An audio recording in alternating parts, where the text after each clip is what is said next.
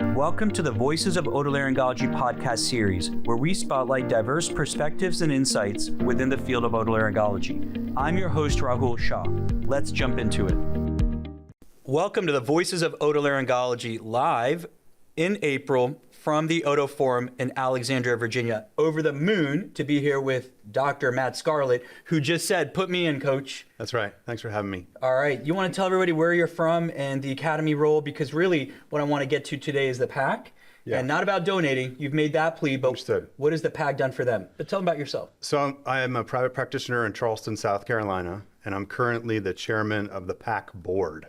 And so the PAC Board is the group of folks who set the budget of what the PAC does and kind of directs the advocacy.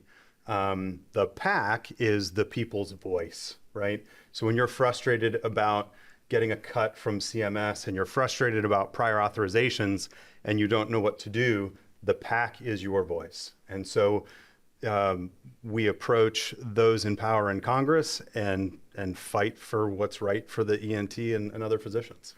Can you let our members know that we have not rehearsed this? This is completely ad hoc? Correct. Good, because I'm going to completely pivot here. Perfect. I'm going to be the naysayer. Okay. I'm going to be the disgruntled non-academy member, and I'm going to challenge you. Can we try that? Yeah. Okay. So what do you mean the PAC's my voice? So I'm disgruntled and you want me to write a check? So in order to gain legislation, we've got to pay to play. So, yes, dollars get us in the door, and then we advocate for the physician's needs. But I don't believe in certain politics. I don't understand what the PAC will do then. It's going to drive your agenda, Dr. Scarlett. Well, the PAC is apolitical. And so we support those in power, and we're classically about a 50-50 split between Republican and Democratic donations. So whoever is on the committee and can fight for physicians' rights, that's who we're going to support apolitically. What does the PAC do? How does it, I don't understand as a member how it actually drives advocacy. So I personally have been on the Hill and met with congressmen and senators and their healthcare committees. And a lot of times these people don't understand the trials and tribulations of being a physician and dealing with billing and insurance companies and all this. And so we take those problems and make them tangible for people. I mean, black and white, they see all day, but when I'm sitting there in front of them and tell them, this is the problem, this is why I need to get rid of prior authorizations because it's delaying care and hurting patients, then it becomes real to them. And that's the voice. And they hear you, the staffers? Yes, they do. And then they communicate that. Sorry, I stopped role playing. I forgot to tell you. Now, even though I'm abrasive, now I'm your friend. Okay, there you go. Now I convinced you. See, now I've yeah, you convinced me. I've moved on. Wonderful. So explain that to our members. So you are speaking to a staffer. Well, didn't you want the congresswoman? And what do you mean the staffer doesn't know our issues? So a lot of these staffers are young, just college grads, and they don't understand how the sausage is made, when we're seeing patients and treating people. And so a lot of times it's eye-opening when there was the surprise billing act that we, fought. They didn't realize that we're seeing patients at 2 a.m. and we can't get on the phone and have something, authorized. So a lot of times just exposing them to what is really happening is very helpful. And yes, they listen, they communicate with the senator or the congressperson, and it makes a difference. It really does. And I think it's very impactful when it's your own district. Absolutely. Because you know those people, right? I don't know That's if you right. have an example you can share where you met with a congresswoman or congressman or a state senator or legislature where you're able to talk about your town, your community, and it really drives it home. Well, and quite often when I'm on the Hill, I will invite those people to come spend a day with me in the office. And say, if you really want to see how this works, come see my office. It's down the street from your, campaign headquarters. And has anyone ever taken you up on that? Yes. Wow. Yes. So they actually shadowed. That's right. Yeah. That's amazing. Came by the office. Didn't spend much time, but I mean, that's at least okay though. That's phenomenal. That's right. They realize that we touch so many people in the community that we are an important constituent. What else does the PAC do to drive advocacy and help our specialty? So it helps us get access. That's right. Where we're able to partner with our advocacy team, Harry DeCabo, Brad Gruen, Aaron Costello. That's right. Yeah, and then you have a group that comes together every quarter to help guide them. Is that right? That's right. What you chair? The board. Okay. So what does an agenda of that PAC board look like? So the first meeting of the year, we set the budget, and the budget looks at who is on the Finance Committee, who's on the Ways and Means Committee, kind of looking and seeing, what bills are going to be in front of the House and the Senate. So we're kind of looking at this all the time, and it is a fluid mosaic. So you're not taking darts there? No. There's a strategic approach. That's right. And then as House bills come up and how close they're going to be, then we'll kind of gain audience with certain folks in Congress by financially supporting them. And that's how we bend their ear. Well, sure. They have fundraisers, they have events, right? That's right. And so your group meets quarterly? Yes. Okay. Yeah. And then you talk about those issues. That's right. And the bills that are coming up in the House and the Senate and how we can push and help modify those, et cetera. Mm-hmm. And can you explain how PAC donations work? Is there a dollar amount? Are there disclosures? What is most important? Is it the dollar or participation or both? It is both. I mean, obviously, when I sit in front of somebody in Congress, ENT is a pretty specific subspecialty, and it is nice to know that I represent thousands of people. More than 1.74%? Yeah, exactly, Yeah. right. And so participation in the PAC is really important. So I can say I'm representing thousands of subspecialty doctors. The dollar amount is what gets us in the door, gets us foot in the door. So, it's important too, but just participating and being involved is important. And there's disclosure rules that we follow. Do you know those about the $199? Yeah, it's $200 and above.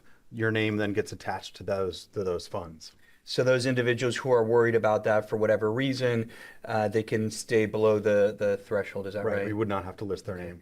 Do residents participate in the PAC? And talk a little bit about trainees, and I know some have, but... Yes, and so I think too, this is one of the things that we have not done well in our academy in years past.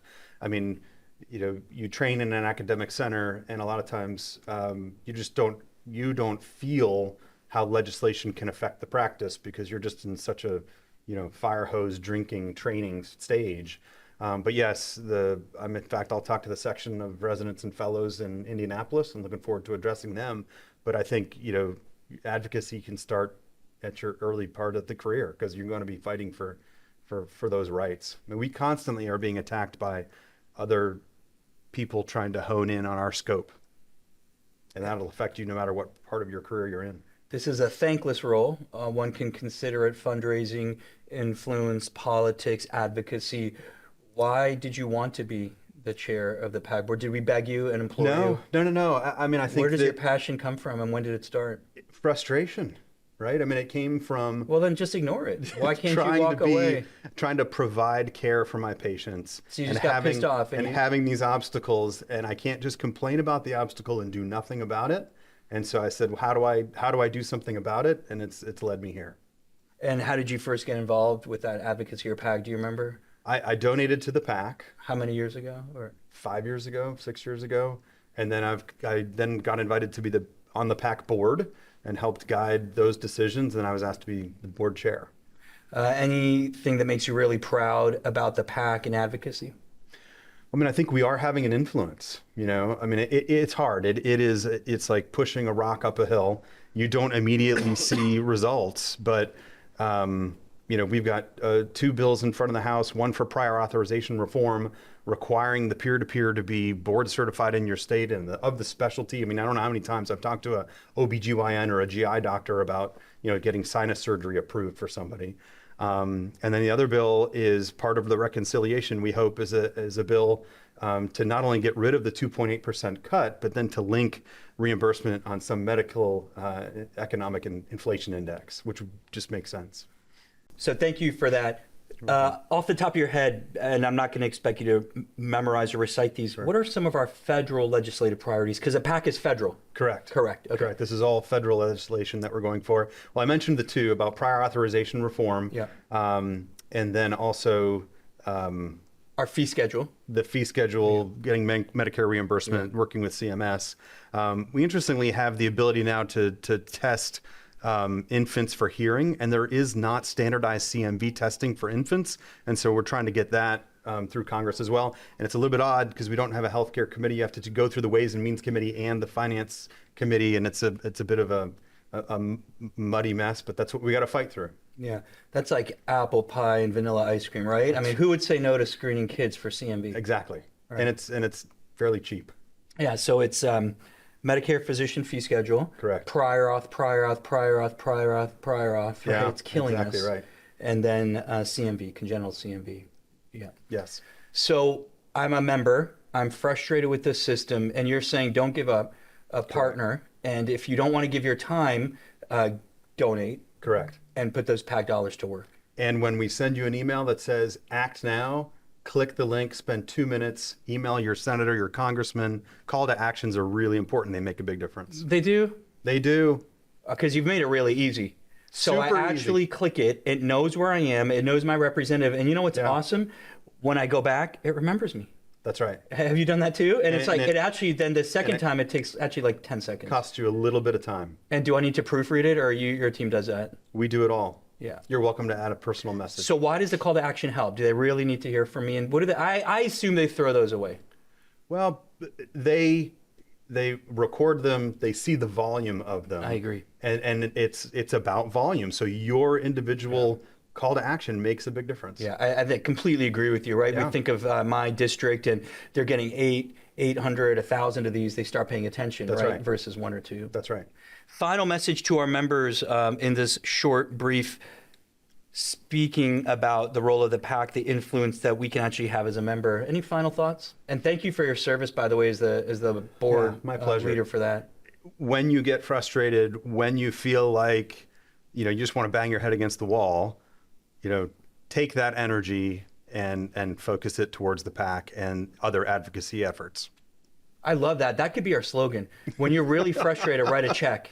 Or we can't. Or pick up the phone or sign up for Project 535. I mean, all of these things can be done. Well, keep going. But I mean, like we your were check. going to end, but Project 535, you want to define that? That's great. That's great. Well, I mean, it is part of the advocacy. So Project 535 is trying to have a direct connection with every congressperson, senator. So there's 435 people in the House and 100 senators. And so if you have a relationship with your congressperson or your senator, we'd like you to sign up. And that way, when we have a bill that needs a vote, we have somebody who can then say, hey, Tim Scott, we need your vote. And it's a little bit more of a personal touch. Well, thank you very much for your service. Really, much gratitude. You're a great guy to hang out with, and thank you for leading us with the PAC. All right, thank thanks. you so much. We hope today's episode sparked some fresh ideas. If it resonated with you, please subscribe and share it with friends. Have thoughts or suggestions? Use the feedback form in the show notes. We'd love to hear from you. And don't forget to follow us on social media for highlights, behind-the-scenes content, and updates. Thanks for listening. See you next time.